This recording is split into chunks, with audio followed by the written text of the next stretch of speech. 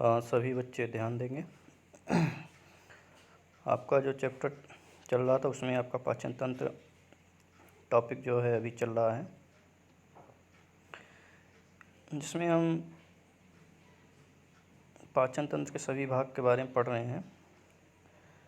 और इसमें हम मुख और मुख गुहा, जिसमें हमने दांत और जीवा के बारे में पढ़ लिया। उसके बाद इसमें था ग्रसनी और ग्रासनली, इसके बारे में भी हमने पढ़ लिया। उसके बाद था इसमें आमाशय। आमाशय के बारे में भी हमने पढ़ लिया था। और जो अंतिम टॉपिक था हम लोग का लास्ट क्लास में, वो था छोटी आंत या क्षुद्रांत, जिसे स्मॉल इंटेस्टाइन भी कहते हैं। तो ये लास्ट क्लास में वीडियो हमने जो बनाया था उसमें कुछ बच्चों ने बताया था कि उनको समझ में नहीं आया था, पेज साफ नहीं था या जो भी था, उनको समस्या था कुछ। तो छोटी आंत से हम पुनः जो है प्रारंभ करते हैं।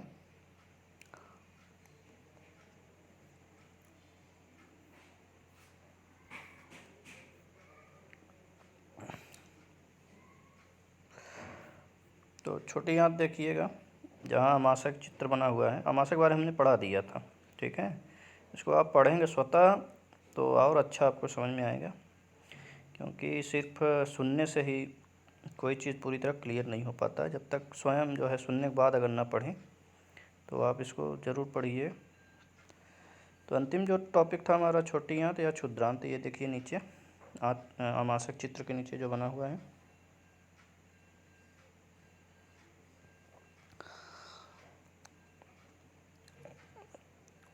इसमें लिखा यह भोजन के पाचन तथा अवशोषण का मुख्य केंद्र है।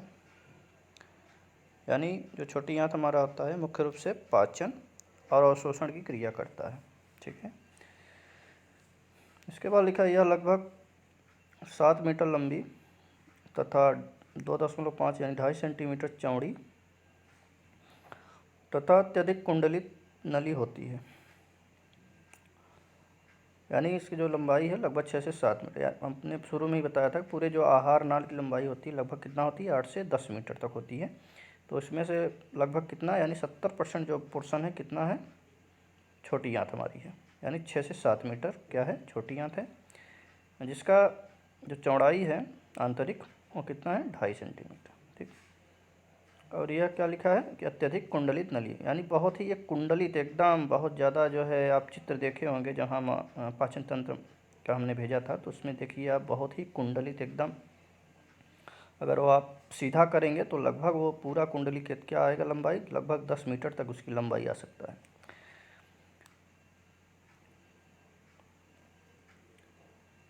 इसके बाद लिखा है इसमें अधिकतर भाग में रसांकुर या विलाई पाए जाते हैं, जो भोजन के पाचन तथा अवशोषण के लिए सहायक होते हैं। तो जो छोटी आंत होती है उसके लगभग पूरे भाग में उसकी आंतरिक सतह पे एक विशेष अंगुली नुमा संरचना पाई जाती है। यह बहुत ही सूक्ष्म संरचना होती है, इसे रसांकुर कहते हैं। इसका मुख्य कार्य होता है पचे हुए भोजन, यानी पचे हुए भोजन से जो अवशोषक क्या कहते हैं, पोषक तत्व, पचे हुए भोजन जो पोषक तत्व निकलते हैं उनको अवशोषित करने का कार्य करता है। और इसी रसांकुर में बहुत सारे हमारे रुधिर वाहिनियाँ यानी ब्लड वेसल्स जो है फैले हुए रहते हैं। और जो पोषक तत्व है रसांकुर के माध्यम से रुधिर वाहिनियों की सहायता से हमारे रुधिर में पहुंचता है। और रुधिर क्या करता है आप जानते हैं, पूरे शरीर में परिवहन का कार्य करता है, और यानी हमें जो है ऊर्जा, यानी पूरे शरीर को हमारे ऊर्जा प्रदान करने का कार्य करता है, जो हमने पोषक तत्व को अवशोषित किया, ठीक है। इतना आपको समझ में आ गया होगा। अब आते हैं इसके अगले भाग में। तो जो छोटी आंत होता है इसके मुख्य 3 भाग होते हैं, ठीक है। मुख्य हम थोड़ा जूम कर दे रहे हैं ताकि आपको और अच्छा स्पष्ट समझ में आए। ये देखिए लिखा हुआ है इसमें 3 भाग इसे 3 भागों में बांटा जा सकता है यानी 3 भाग इसमें पाए जाते हैं। पहला पोर्शन देखिए ए लिखा है, दूसरा बी लिखा है, तीसरा सी लिखा है। 3 पोर्शन कौन कौन से? पहला है ग्रहणी, जिसको अंग्रेजी में हम डिओडेनम कहते हैं, ठीक है। दूसरा है मध्यांत, जिसको हम अंग्रेजी में जेजुनम कहते हैं। तीसरा भाग है शिशांत्र, जिसको हम अंग्रेजी में एलियम कहते हैं, ठीक। अब हम पहले भाग को देखते हैं, इसमें क्या लिखा हुआ है कि छोटी आंत का जो पहला भाग ग्रहणी है उसकी क्या विशेषता है, क्या कार्य है। तो लिखा है इसमें कि यह लगभग 25 सेंटीमीटर लंबी सी अथवा यू के आकार की होती है, यानी इसकी लंबाई आप देख सकते हैं कितना लिखा है, 25 सेंटीमीटर, ठीक। 25 सेंटीमीटर पूरे ग्रहणी का लंबाई होता है, जिसका आकार क्या होता है, सी अथवा यू के आकार का होता है, ठीक। इसके पहले हम अमाशय पढ़े थे, तो उसमें आकार हमने जो है बताया था या ना बताया, तो यहाँ भी सुन लीजिए। अमाशय का आकार जो होता है वो अंग्रेजी के जे के आकार का होता है, ठीक। ग्रहणी का आकार किस प्रकार का है, अंग्रेजी के सी अथवा यू के आकार का होता है। यह कभी कभी प्रश्न परीक्षाओं में बहुविकल्पी के रूप में आते हैं कि कौन सा पाचन तंत्र का अंग किस आकार का होता है। ध्यान दीजिए इस बात को। उसके बाद इसमें लिखा है कि इसमें पाचक एंजाइम को स्रावित करने वाली ग्रंथियों का अभाव, यानी जो भोजन को पचाने वाली ग्रंथियां होती हैं वो बहुत ही कम मात्रा में, या कह लीजिए कि क्या कहते हैं, बहुत ही थोड़े मात्रा में जो है पाए जाते हैं। जो भी पाचक ग्रंथियां भोजन को पचाने वाली है बहुत ही कम मात्रा में होते हैं, परंतु इसमें ग्रहणी ग्रंथियाँ तथा भ्रूण ग्रंथियाँ पाई जाती हैं। लेकिन इसके अलावा कुछ विशेष ग्रंथियाँ होती हैं जो छोटी आंत का विशेषता होती है, जिसे कहते हैं ग्रहणी ग्रंथियाँ या भ्रूणर ग्रंथियाँ, ठीक। इसका क्या होता है, देखिए आगे लिखा है। जो श्लेष्म का स्राव, श्लेष्म एक चिपचिपा तरल पदार्थ होता है जो भोजन को क्रमानुकंचन गति प्रदान करता है, यानी भोजन को एक स्थान से दूसरे स्थान भेजने में सहायता प्रदान करता है। और इसके बाद लिखा है कि यहाँ पित्तवाहिनी द्वारा, यानी पाचन तंत्र का आप देखेंगे चित्र तो उसमें पित्ताशय बना है। पित्ताशय से जो नली छोटी आंत में मिलता है, यानी पित्ताशय और छोटी आंत को जोड़ने वाली जो नली है उसको कहते हैं पित्तवाहिनी, ठीक। उस यानी पित्ताशय से क्या निकला, पित्तरस। पित्तरस एक तरल क्षारीय पदार्थ होता है जिसका कार्य होता है भोजन को क्षारीय बनाना और कुछ वसीय पदार्थों को डाइजेस्ट अथवा पचाने का भी कार्य करता है, ठीक। उसके बाद लिखा है अग्नाशयी वाहिनी द्वारा अग्नाशयी रस का आकर काय में मिलता है, यानी ठीक उसी जगह, यानी ग्रहणी वाले ही पोर्शन में, ठीक जो है पित्तवाहिनी के सामने हमारा जो है पाचन तंत्र में, हमारे पाचन तंत्र में क्या मिलता है, एक पत्तीनुमा संरचना होती है, आप देखिएगा चित्र में, तो उसमें एक पत्तीनुमा संरचना बनती है जिसे कहते हैं अग्नाशय, ठीक। तो अग्नाशय से जो नली निकलती है उसको अग्नाशयी नली कहते हैं या अग्नाशयी वाहिनी, जिसके द्वारा क्या निकलता है, अग्नाशय रस, ठीक, पैंक्रियाटिक जूस। इस जूस में यानी इस रस में बहुत सारे एंजाइम्स होते हैं जो प्रोटीन का, कार्बोहाइड्रेट का, वसा का तथा अन्य भोज्य पदार्थों का पाचन करते हैं। तो जब पाचन क्रिया हम पढ़ेंगे डाइजेशन इन ह्यूमन बीइंग, तो वहाँ पे हम इसको पूरी जो है विशेष जो है अध्ययन करेंगे। अभी तो हम पाचन तंत्र के भाग पढ़ रहे हैं, तो इसलिए भाग के बारे में ही केवल यहाँ पे पढ़ेंगे। यह आपका प्रथम भाग हो गया ग्रहणी, छोटी आंत का। अब दूसरा भाग छोटी आंत का क्या है, मध्यांत, जिसको अंग्रेजी में क्या कहते हैं, जेजुनम। इसमें देखते हैं क्या लिखा है। यह नीचे की ओर ग्रहणी मध्यांतर में खुलती है,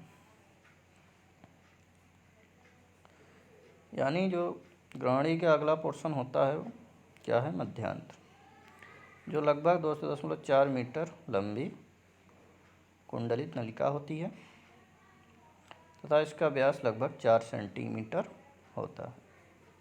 इसकी कुल लंबाई कितना होता है, 2.4, लगभग 2.5 मीटर तक लंबी अब कुंडलित होती है। इसका व्यास यानी इसकी लगभग चौड़ाई क्या है, 4 सेंटीमीटर, यानी ग्रहणी से इसकी चौड़ाई कितना है, लगभग दुगना है। ठीक है, तो इस बात को आप ध्यान देंगे।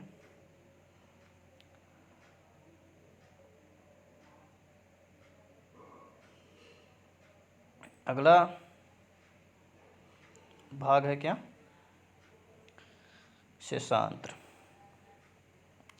इसको अंग्रेजी में क्या कहते हैं, इलियम। इसमें क्या लिखा है देखते हैं। मध्यांत लगभग 3.4 मीटर लंबी कुंडलित नलिका में खुलती है। मध्यांत जो है यानी लगभग सब जो है पूरे छोटी आंत का लगभग आधा भाग शेषांत्र होता है, यानी सबसे बड़ा भाग छोटी आंत कौन सा होता है, शेषांत्र, 3.4 यानी लगभग 3.5 मीटर। काफ़ी कुंडलित नलिका होती है।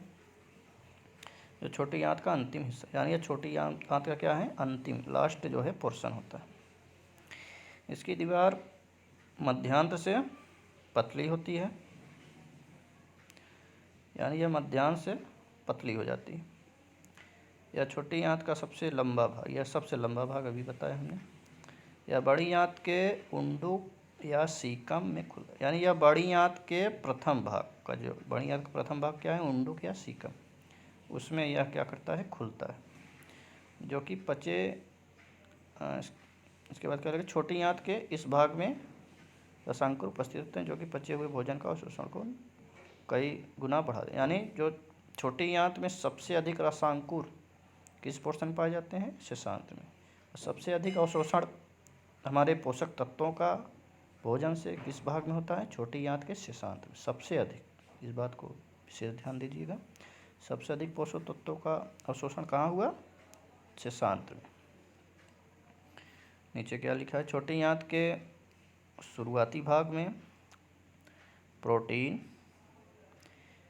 कार्बोहाइड्रेट, न्यूक्लिकम, वसा का पूर्ण रूप से पाचन होता है। यानी छोटी आंत में जो भोज्य पदार्थ में मुख्य जो पोषक तत्व हैं, जो जो है पदार्थ हैं, जैसे कार्बोहाइड्रेट, प्रोटीन, न्यूक्लिकम, वसा, ये क्या होते हैं, पूर्ण रूप से पाचन क्रिया हो जाती है इनका, तथा इसके शेषांत्र में मुख्यतया पचे हुए पोषण पदार्थ का अवशोषण होता है। ठीक, यानी जो पचे हुए पोषण पदार्थ उत्पन्न हुए, यानी आफ्टर डाइजेशन क्या हुआ, उनका अवशोषण हुआ। यानी कुल मिला के छोटी आंत में भोजन का लगभग पूर्ण भाग जो है पच जाता है। उसके बाद जो है पचने के बाद क्या होता है, उससे जो आवश्यक पोषक तत्व निकलते हैं उनका अवशोषण कर लिया जाता है। ठीक,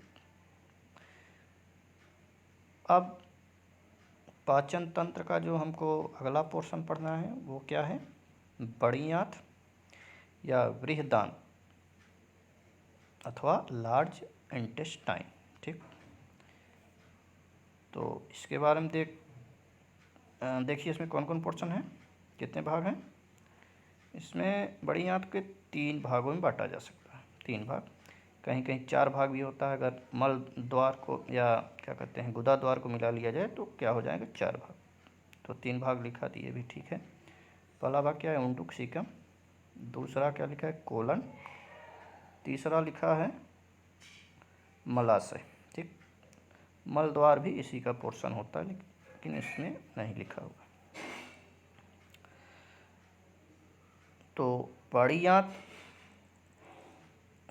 छोटी आंत के जहाँ समाप्त होता है छोटी आंत, तो वहाँ से हमारा क्या शुरू होता है, बड़ी आंत। ठीक है, तो बड़ी आंत के बारे में हम आपको नेक्स्ट क्लास में पढ़ाएंगे। चूँकि पढ़ाने तो हम पूरा पाचन तंत्र एक बार में पढ़ा दें, लेकिन आपको समझ में नहीं आएगा, बहुत लंबा वीडियो, आप ऊब भी जाएंगे। बहुत सारे और भी विषय पढ़ने होते हैं। सबसे बड़ी समस्या होती है इसको डाउनलोड करना, और उसको जो भेजना आपको भी डाउनलोड करना सबसे दिक्कत। ठीक है, तो यहाँ तक आपने जो है शिकायत किया था कि सर जो है यहाँ तक हम लोग को समझ नहीं आया था, वीडियो सही नहीं था, पेज नहीं सही था, तो इसलिए हमने जो है दोबारा बनाया। तो अब नेक्स्ट क्लास में हम बड़ी याद से शुरुआत करेंगे। ठीक, ये दोनों पेज को आप अच्छे से देख लीजिएगा और अच्छे से पढ़ लीजिएगा, और इसको नोट ज़रूर कर लीजिएगा। नोट करने के बाद जो भी समस्या, परेशानी, प्रश्न या मेरे बताए हुए कोई चीज़ नहीं समझ में आ रहा है तो बताइएगा। लेकिन उसके पहले आप एक बार ज़रूर अपने से पढ़ें। जब तक आप अपने से नहीं पढ़ेंगे, पूरी तरह कोई अध्यापक आपको पूरी तरह संतुष्ट नहीं कर पाएगा। स्वतः पढ़ें, जब आपके मन में प्रश्न बनेगा और उस प्रश्न का दोबारा जब आप जवाब सुनेंगे, उत्तर समझेंगे, तब आपका पूर्ण रूप से टॉपिक्स जो है आपका, यानी जिस टॉपिक